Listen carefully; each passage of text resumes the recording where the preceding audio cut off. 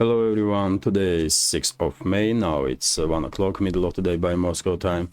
I'm Levan Gudadze and this is my first update for the day in which I will share all the main news that are making headlines in Russian media outlets and Russian language pages on different internet platforms. And there are quite a few very significant developments and news that I'd like to share with you for this moment, and because there was no reports about some crucial changes on the line of contact, I will start straight away with some media reportings.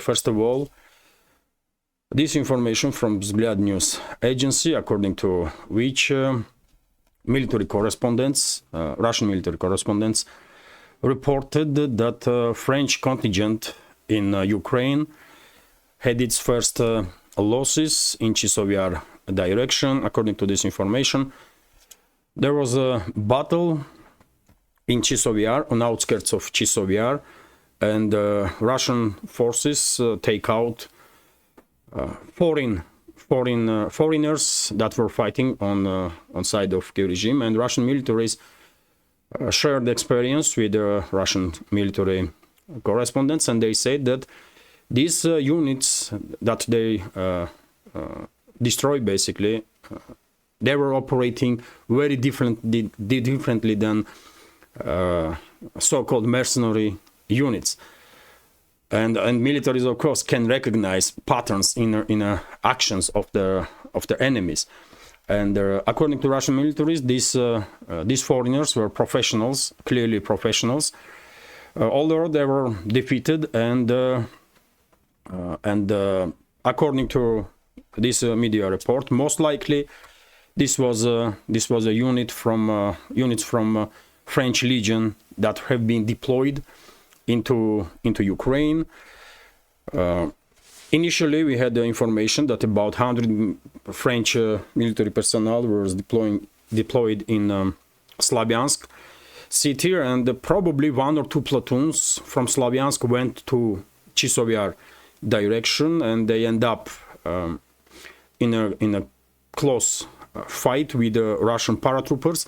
And Russian paratroopers basically exterminated them, and at least seven French military personnel was killed there, dozen wounded, and they retreated from the battlefield.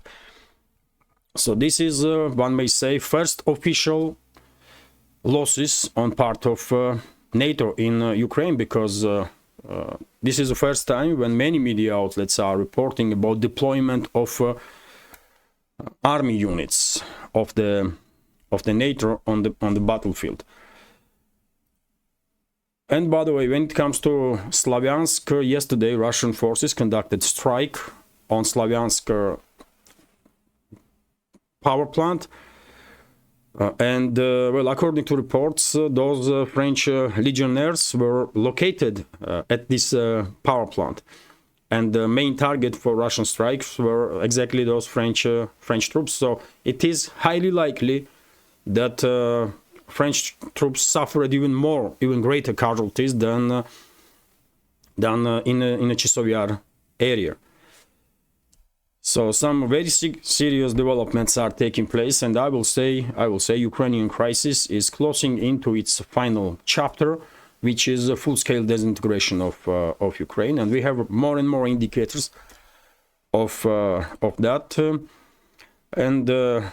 For example, by the way, leader of Democrats in House of Representatives in U.S., Hakeem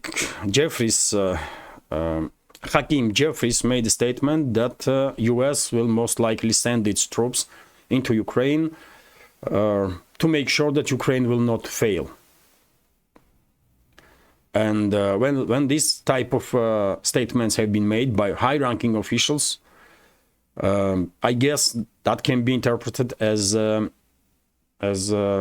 inevitability of deployment of the U.S. troops also. And by the way, now we have a major question on our hands: how will things develop from now? And as I said, I believe we are closing into final chapter of Ukrainian crisis, full-scale disintegration of this country. And the main question is now how Ukraine will be divided between the sides. Of course, Washington and other NATO member state capitals or Western ruling class will try to save the face from this catastrophic loss that they are experiencing in this proxy war that they are waging against Russia.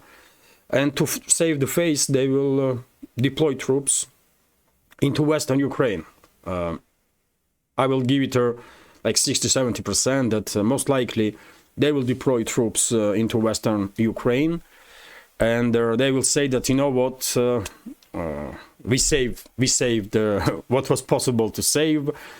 Well, Western Ukraine did not fail to Russia, while Russia don't really have any ambitions, I believe, to establish control over the Western Ukraine. Moscow was quite clear about it, by the way. Russian president several months ago made it clear in one of his statements that well, there are elites in Poland that are dreaming about reclaiming former Polish territories in the Western Ukraine. And Moscow, I'm paraphrasing now, but many of you, I guess, remember that statement of Putin when he said that Moscow has no issue with that if Poland will try to reclaim territories in Western Ukraine that used to be part of Poland before Second World War, or although, and Putin said quite directly that Russia will not give up its own, what Russia sees as its own. And in that regard, rest of the Ukraine is Russia, by the way. Rest of the Ukraine is Russia. And that's how things gonna go down, I believe. Western troops mainly will be deployed into Western Ukraine. There is theoretical possibility that Kiev and surrounding areas will remain on the political map as a landlocked quasi-state under the name of Ukraine, and the rest of the territory will become under full Russian control from Chernihiv, Sumy, Kharkov region from the north to Odessa region to the south. That's how things gonna go down. This is my reading of the big picture, and we clearly are closing into this final chapter. When things will escalate, hard to tell. Maybe even this summer. Maybe even this summer we will see some decisive actions in regards to Ukraine. So we can clearly see that more and more high-ranking officials in the West are basically preparing society in the West for deployment of NATO troops into Ukraine. And one may hope that those 9 NATO troops in general will stay in Western Ukraine. Of course, there might be some skirmishes anyways, because as we already seen, French legionnaires have been deployed in Chisovyar and Slavyansk, which is definitely not the western parts of Ukraine, isn't it? And some skirmishes will take place, and there will be casualties on both sides as a result of direct confrontation between Russian and NATO troops.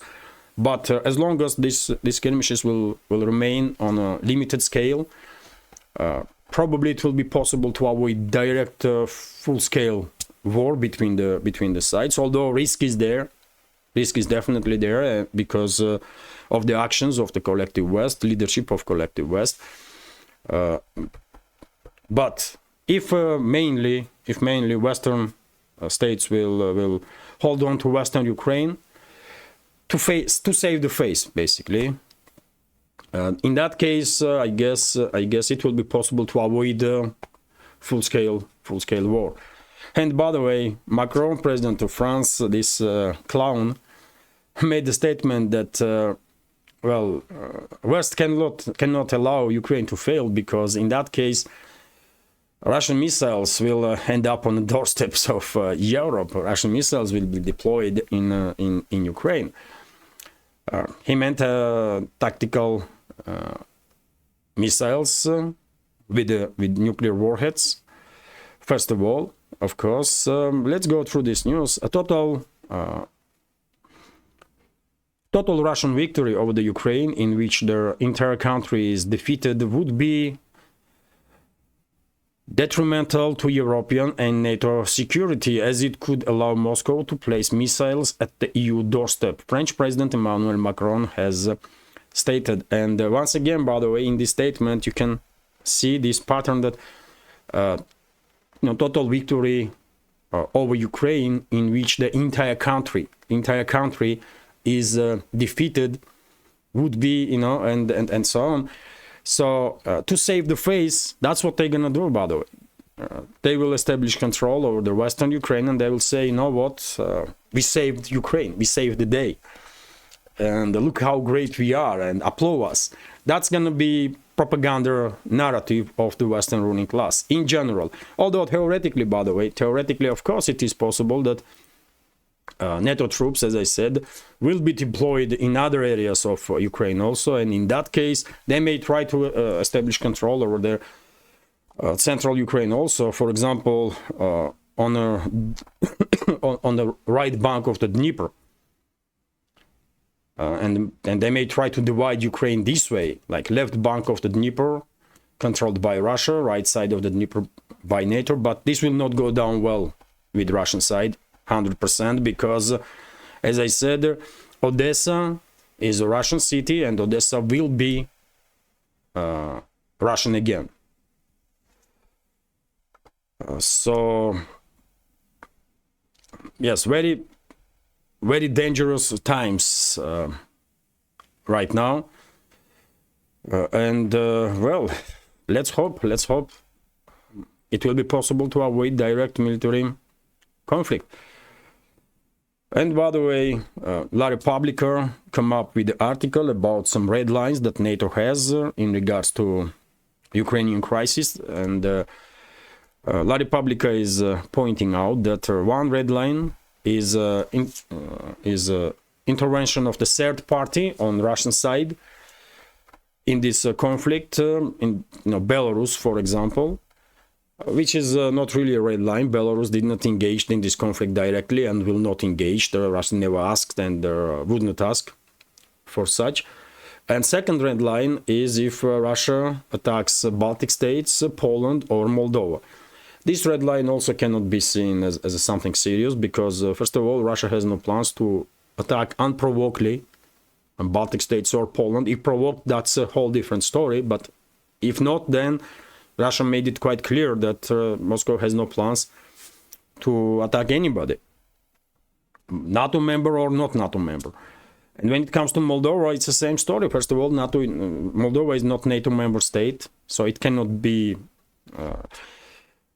considered as a red line, because I believe many countries in NATO will find it difficult to participate in any military operation in regards to Moldova, like it happening in regards to Ukraine, because none of those countries are NATO members, and European states have no obligations to defend those countries, really. Those quasi-states, let's be real here. These are not really countries; they are quasi-states. And but still, by the way, if not provoked, why would Moscow even consider to conduct any military operation against Moldova? So it's also nonsensical red lines, let's say this way. But yet again, very significant statements in the West, very significant developments. NATO troops already are in Ukraine, and it's only a matter of weeks at this point, and most likely we will see thousands and thousands of NATO troops being deployed into Ukraine. My understanding is that, I don't want to repeat myself, but as long as those troops, NATO troops, stay in Western Ukraine, we may avoid direct full-scale confrontation between Russia and NATO. If they will try to establish control over the other areas that have a strategic meaning for Russia, from many points of view, then, well, that's, in that case, NATO is asking for trouble, and it is what it is. And by the way, Moscow is reacting on this escalation from the NATO, next level of escalation from the NATO, and Russian President Vladimir Putin ordered today military exercises to be conducted by Russian strategic forces And during these exercises, militaries will also exercise potential use of tactical nukes.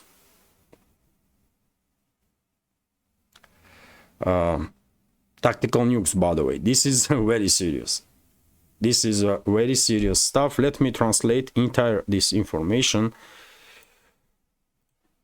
And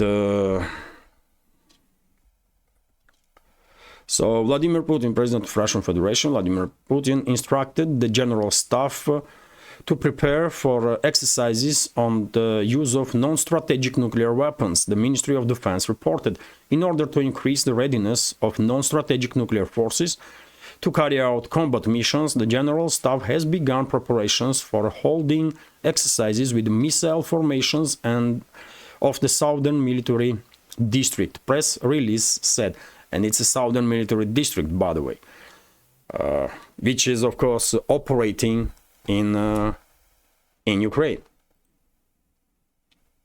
So this is a big deal. Once again, Moscow is sending clear message, and behind the closed doors, there will be talks, I believe, between the militaries or secret services. There must be some means of communication still, despite deterioration of the relationships in general between the countries. And I'm quite sure Moscow will send clear message to Washington, to London, to Brussels, that if Western troops will stay just in Western Ukraine, they might be safer there. But if they will cross red line that Russia has, and if NATO troops will enter other regions of Ukraine, then gloves are off and Russia may use tactical nukes in that case. So it is what it is, man. We are, as I said, man, we are closing into final chapter of this crisis, Ukrainian crisis, which will be full-scale disintegration of Ukraine and divide between the sides. Although theoretically, of course, it is possible that actions of the Western ruling class may provoke full-scale conflict between Russia and NATO, and that means nuclear exchange. That means nuclear exchange, which will devastate everything and everybody in this world. That in case of a full-scale nuclear exchange, the world is finished, basically. That's it. So I don't know, man. I don't know. Maybe it is time for Western societies to wake up. I know many groups in the West are well informed and they are trying their best to wake up their fellow citizens, to have some influence on these crazy politicians that they have. But well, if it is time to wake up, it is now, because tomorrow might be too late. RIA Novosti's report that US, according to Russian Foreign Intelligence Service, US is actively working now on replacement of the Zelensky, and Washington is conducting direct and indirect talks and studies about potential replacement of Zelensky by former President Poroshenko, current mayor of Kiev Klitschko, also head of Zelensky's office Yermak, former head of General Staff Zaluzhny, and the former head of Ukraine's Rada or Parliament Razumkov. So there is names here been mentioned with whom Washington is working to replace Zelensky, and probably replacement will take place in fairly short time, because well, Kiev regime is failing. Kiev regime is failing on the battlefield, politically speaking, on the world stage, in every way possible. And by the way, I remind you that after 20 or 21st of May, Zelensky is no longer legitimate president of Ukraine, and Russia already put him on a wanted list. So Moscow will not even talk to Zelensky after May. Let's continue. RT is reporting that, well, Russian Foreign Minister Sergei Lavrov commented on Macron's recent extreme statements. French President Emmanuel Macron may be using Russophobia to satisfy his ambitions of leading the EU. Foreign Minister Sergei Lavrov has claimed, speaking to the Bosnian Serb Alternativna TV on Sunday. Lavrov noted that the French leader's recent interview with The Economist, in which he called Moscow the main threat to EU security, adding that Macron has adopted an ardent anti-Russian stance. According to the French leader, the ambitions of the Adolf Hitler and Napoleon were driven by the fact that these countries saw Russia as a threat. Lavrov claimed, "I know how their power system is set up in France and how the French tend to see their role in Europe. I do not rule out that this caveman Russophobia that Macron is currently breeding might be necessary in order to try and become the leader in Europe by riding this topic," the foreign minister explained. In recent months, Macron has made several statements that Moscow criticized as a dangerous talks. Well, we all know what kind of statements Macron is making, and well, Lavrov has a point. Maybe Macron really tries to position himself as a sort of leader of Europe by spreading this extreme Russophobia. And trying to present himself as some kind of tough guy. Although, by the way, won't see him as a clown. More he acts this crazy, more clownish he looks, and sad thing is that he's a president of France. He is informally, at least he's in charge. Although, of course, there are some other people in reality in charge. And well, unfortunately, whoever is a decision maker in the collective West, they are escalating, and many sources reporting not just about deployment of, for example, French troops, but today we have reports that those French troops already had significant casualties on the battlefield. And this is just the beginning. Man. Thousands and thousands of NATO troops will enter Ukraine. And as I said, the only question is, will they stay in Western Ukraine to avoid direct full-scale conflict between Russia and NATO, or will they try to establish control over the other parts of Ukraine? That's what is unknown. My personal understanding is that mainly NATO troops will stay in Western Ukraine. That will give the Western ruling class, ruling elites, opportunity to kind of save the face.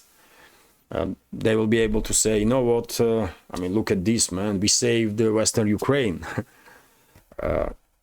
It might work for Western community, although worldwide everyone already sees that NATO is a paper tiger and have been defeated by Russia in this proxy war that NATO himself provoked and are waging against Russia. Anyways, let's continue. RT is reporting that Israel is ready for a temporary truce with Hamas. According to Netanyahu, Israel is willing to pause its military offensive in Gaza if Hamas releases all the surviving hostages kidnapped last October. Israeli Prime Minister Benjamin Netanyahu announced on Sunday, while rejecting calls for withdrawal of IDF forces from Gaza Strip. And at the same time, by the way, while Netanyahu is talking about possible truce, Defense Minister, head of IDF in Israel, is saying that the military operation in Rafah will start soon. So, I mean, this is unending story, by the way, when high-ranking officials in Israel are contradicting each other with their statements, and quite often themselves also, because one day they may say one stuff, next day something else. it is confusing. What should world think about this? And RT is reporting that according to article in Axios, Western media outlet, US froze its military aid shipments to Israel. So US abruptly halted a planned shipment of the US-made ammunition to Israel last week, Axios reported on Sunday. The White House, which has become increasingly more critical of Israel's conduct in Gaza, has not explained the alleged interruption. Well, maybe it's some technical issues, because I don't believe that Biden's administration will do anything really in real terms. There may be some statements from Washington, but when it comes to actions, Washington will deliver whatever weapons Israel will request, and whatever ammunition Israel will request. I don't doubt that even for a second. Maybe US no longer has munition, by the way, because of the, Anyways, let's continue.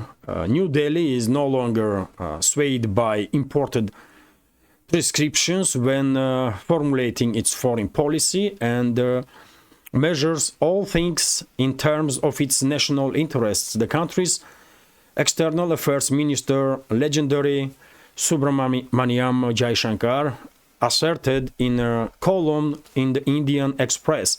He also suggested that in the world where everything is being weaponized, it is vital for the country to ensure that its strategic capabilities are developed in-house. Well, India is a superpower, by the way. India is an emerging superpower in all sense, in military terms, economical terms, which is great news, by the way, for this world. World definitely needs India as a superpower. It will bring more stability, I believe. And me personally, I'm a big supporter of India. And I'm a big supporter of the strategic partnership between India and Russia. Many of you know this, by the way. I'm always highlighting how important, in my understanding, is for two countries to maintain this close strategic ties. And well, who can disagree with this legendary foreign minister, by the way, that India has?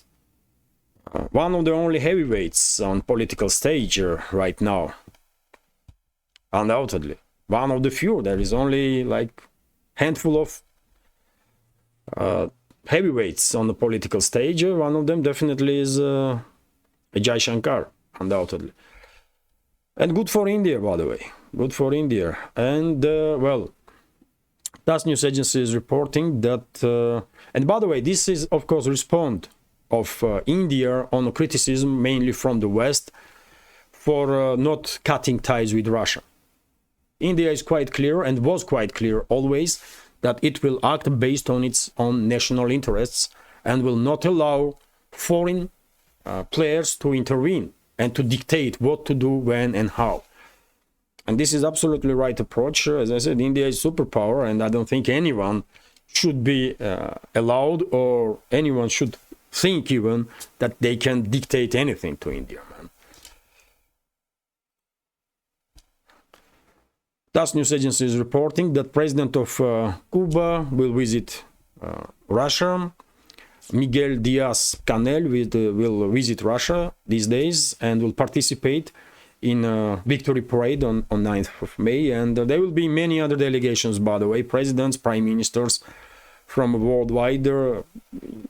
It's going to be dozens of high-ranking officials. And it's nice that, well, President of Cuba also will be in Russia. Well, I hope so much that Cuba, with help of BRICS, will manage to deal with all those illegal sanctions that and embargo, by the way, that the US imposed on this country for so many decades, by the way. TASS news agency is reporting that well, according to Wall Street Journal, by the way, creditors of Ukraine are not happy, and they are demanding payments for the investments in Ukraine. And you guess which companies are mentioned in Wall Street Journal's article, BlackRock, of course, BlackRock, by the way. And well, they will receive payments, by the way. BlackRock will most likely privatize significant parts of Western Ukraine that eventually will be claimed by Poland. And because of the influence of the BlackRock in the West, in the world, but in West in general, I guess BlackRock will manage to make sure that Washington will press Poland strong enough so that Warsaw will be okay with BlackRock taking over that Western Ukrainian, significant parts of Western Ukraine, as a compensation for investments that they already had in Ukraine. So yes, it is what it is. Zelensky and his associates, they sold out Ukraine, by the way. They just sold out Ukraine and Ukrainians. Vzglyad newspaper is reporting that, well, Welt, by the way, dear Welt media outlet, seems not happy that Western sanctions did not really work that much on Russian aviation, was not that effective on Russian aviation. And in 2023, and Russian companies not just are managing to continue to operate with the Western-made planes, but they are even increasing flights. And we have some statistics, by the way, that in 2023, more than 105 million passengers use Russian avio companies. There was 105 million tickets have been sold, so which is significantly more than in 2022. So yes, if experts in the West were thinking that they're going to destroy Russian aviation industry by imposing sanctions, I mean, how delusional they really were and are still. Russia is one of the leading countries when it comes to aviation technologies and developments, and you know, and hopefully, by the way, hopefully soon Russian avio companies will use just Russian planes, because we all see how unreliable Western planes and Western companies are, and the collective West in general. They endangered, by the way, intentionally civilians in Russia, isn't it? Because they prohibited Western companies to conduct works on the Russian planes that they had obligation to do, to make sure that planes are safe and secure. That's approach. That's a face of the Western ruling elites. They don't care about civilians anywhere. They just don't see us as equals, by the way. They think they are some sort of, I don't know what, maybe they think themselves as gods because of the power that they are holding, but they are not gods, man. They are disgrace of the humanity. That's what they are, the so-called elites of the West. Anyways, a few more news, by the way. Sakhalin to SPG project significantly increased exports of LNG into China, and for example, in April 440,000 tons of SPG have been transported to China. And SPG is the future, by the way. I said many times in my previous updates that LNG, in Russian is SPG. LNG is the future, and there are many Russian companies, of course, are directing their investments now into LNG projects, and well, main market, of course, will be for Russia, global south, China, India, Indonesia, just global south in general.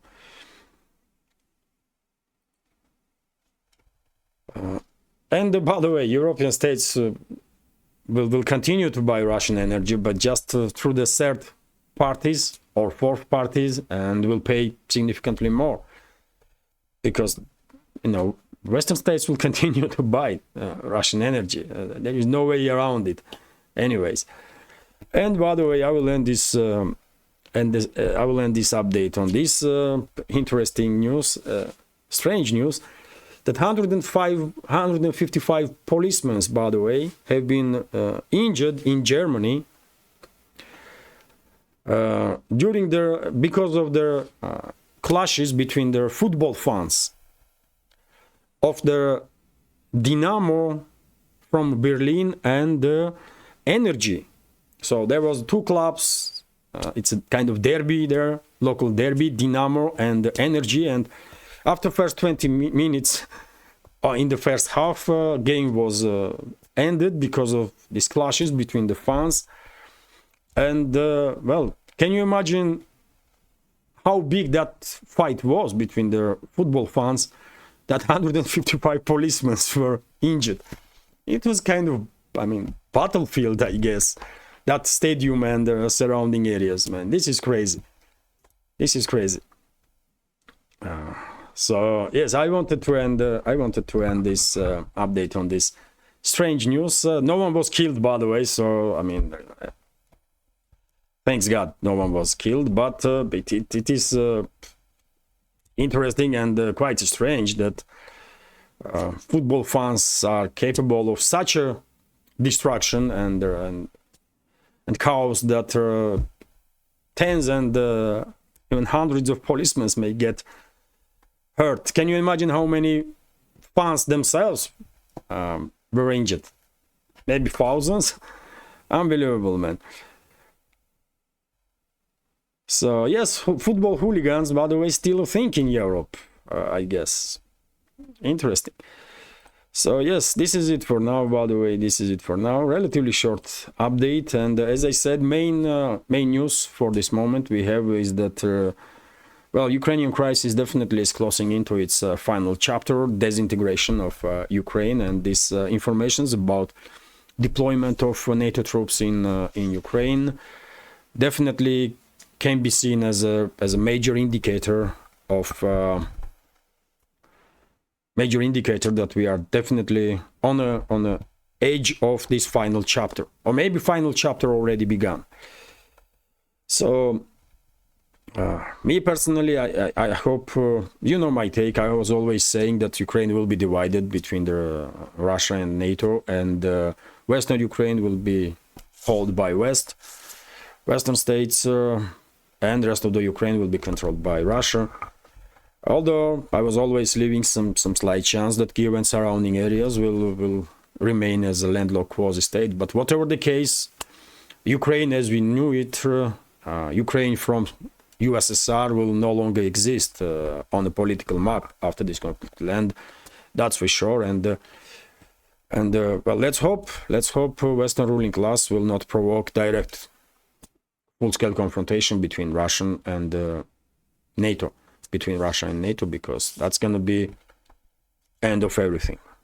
Let's stay on positive side and say that NATO troops will remain just in Western Ukraine, and well, this way Western ruling class will have some sort of opportunity to save the face in the Western societies, because the rest of the world already know what has happened. And the rest of the world already know that even though Western ruling class provoked this conflict, and even though it's a Western ruling class that waging this war, proxy war against Russia, they lost. Collective West lost this war, that's for sure. And nothing, this cannot be changed. Okay, this is it for now. I hope you will find this update informative and interesting, and if so, please click that like button and leave some commentary just about anything. And if you find this channel interesting and one that deserves to exist in this field of news and political commentary, please consider to support my work with small donations through PayPal, Boosty, or by subscribing to my Patreon page. This is it for now. All the links, by the way, under this video in the description box and in the pinned comment. This is it for now. Have a great day and take care.